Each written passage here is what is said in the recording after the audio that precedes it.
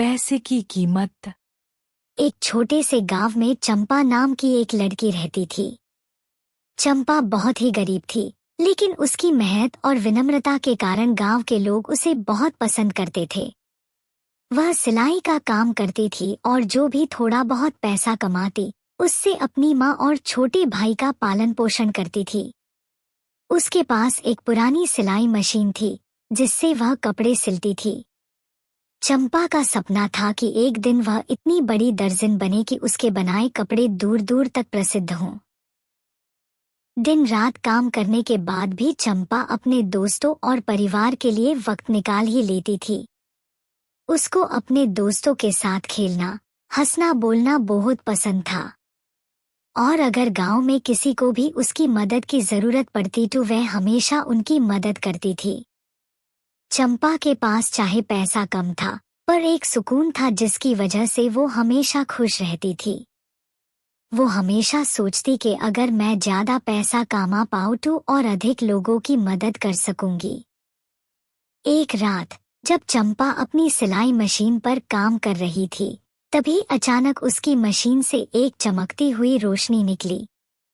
वह घबराई, लेकिन तभी कुछ छोटे छोटे बौने उसके सामने प्रकट हुए। बौनों ने कहा, हम जादुई बौने हैं और तुम्हारी मेहनत से प्रभावित होकर तुम्हारी मदद करने आए हैं। हम तुम्हें एक जादुई धागा देते हैं। इस धागे से जो भी कपड़ा तुम सिलोगी, वह खूबसूरत और बहुत कीमती होगा। चंपा ने पहले तो इनकार किया, लेकिन बौनों के आग्रह पर उसने धागा स्वीकार कर लिया। अगले ही दिन उसने उस धागे का उपयोग करके एक सुंदर पोशाक बनाई। जैसे ही उसने वह पोशाक तैयार की, गांव के लोग उसकी तारीफ करने लगे। धीरे धीरे उसके बनाए कपड़ों की ख्याति दूर दूर तक फैलने लगी। लोग उसके कपड़े खरीदने के लिए दूर दूर से आने लगे और चंपा के पास दौलत और शोहरत आने लगी। चंपा इस प्रसिद्धि से बहुत खुश थी। वह अब पहले से कहीं ज्यादा पैसा कमाने लगी थी। उसने अपने और अपने घरवालों के लिए एक बहुत सुंदर घर बनाया और अब उसके काफी अमीर दोस्त भी बन गए थे, जो उससे अपने लिए कीमती कपड़े सिलवाते और अपनी पार्टीज में भी उसे बुलाते। चंपा के लिए ये सब कुछ बिल्कुल नया था। उसने ये सब कभी अपने सपने में भी नहीं सोचा था। वो उन अमीर दोस्तों के साथ पार्टीज में जाती और खूब एंजॉय करती, जिसकी वजह से अब वह अपने पुराने दोस्तों को ज्यादा वक्त नहीं दे पा रही थी। जब उसके दोस्तों ने उससे इसके बारे में पूछा तो उसने उनको बहला दिया कि बस वो काम की वजह से ही उन अमीर लोगों से मिलती है, जबकि अब चंपा का दिल दौलत की चकाचौंध में लग गया था।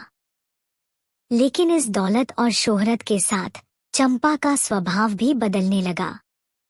अब वह पहले जैसी विनम्र और सहृदय नहीं रही।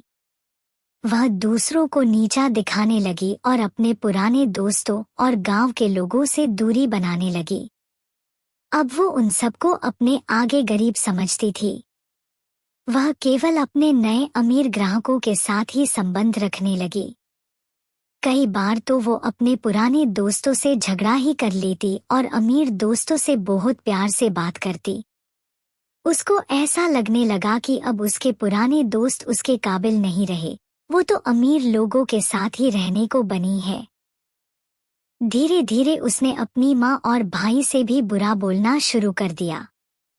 वो किसी की भी बात सुनना नहीं चाहती थी।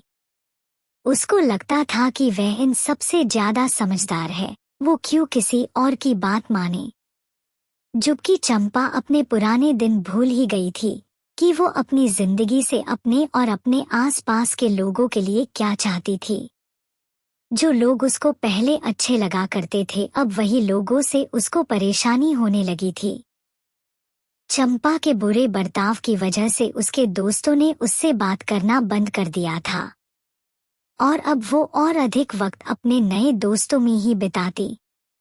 कुछ समय बाद चंपा को धीरे धीरे यह एहसास होने लगा कि उसकी जिंदगी में कुछ बहुत बड़ा खो गया है। उसके नए अमीर दोस्त, जो कभी उसे अपने पार्टियों में बुलाते थे, अब वह उससे तभी मिलते थे जब उन्हें उसकी कला की जरूरत होती थी। वे उसकी तारीफों के पुल बांधते, लेकिन जैसे ही उनका काम खत्म होता वे गायब हो जाते, जैसे वे कभी थे ही नहीं।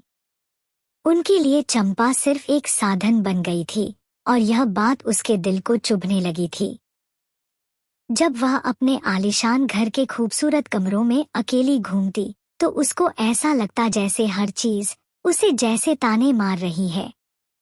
उसके पास महंगे फर्नीचर थे, दीवारों पर सुंदर पेंटिंग्स थी, लेकिन अपने आसपास का खालीपन उसे अंदर से खा रहा था। चंपा जब भी अपने आलीशान कमरे के बड़े शीशे में खुद को देखती उसे अपनी परछाई अजनबी सी लगती। उसे याद आता कि कभी उसकी मुस्कान कितनी सच्ची और प्यारी होती थी, लेकिन अब वह मुस्कान एक नकली मुखौटा बन गई थी। वह जितना अमीर बनती जा रही थी उतनी ही उसकी आत्मा बेचैन होती जा रही थी। उसकी रातें अब लंबी और अकेली होने लगी थी। वो बिस्तर में लेटकर अतीत के उन दिनों को याद करती जब वह अपनी पुरानी सिलाई मशीन पर मेहनत करती थी, जब हर टांका लगाते समय उसके दिल में एक संतोष का एहसास होता था। उन खोए हुए रिश्तों और प्यारे लम्हों की यादें उसे रात भर सोने नहीं देती। वह महसूस करने लगी थी कि इस दुनिया में सब कुछ पाने के बाद भी उसने अपनी सच्ची खुशी और खुद की पहचान खो दी थी। एक रात जब वह अपनी आलीशान घर में बैठी थी तो वहां वो बौने फिर से प्रकट हुए। उन्होंने कहा, चंपा, हमने तुम्हारी मेहनत की सराहना की थी और तुम्हारी मदद की थी, लेकिन तुमने उस मदद का दुरुपयोग किया और अपने स्वभाव को बदल दिया। अब समय आ गया है कि हम अपना जादुई धागा वापस ले लें। चंपा ने बौनों से माफी मांगी और कहा कि वह फिर से विनम्र बनना चाहती है, लेकिन बौनों ने कहा कि यह धागा अब उसके किसी काम का नहीं है। उन्होंने उसे सिखाया कि असली खुशी केवल दौलत और शोहरत में नहीं, बल्कि रिश्तों और विनम्रता में है। और अब चंपा ने भी ये समझ लिया था और उसने भी खुशी से धागे वापस कर दिए। चंपा से धागे वापस लेने के बाद वह सब वहां से चले गए। धागा खोने के बाद चंपा ने फिर से अपनी पुरानी सिलाई मशीन का इस्तेमाल करना शुरू किया।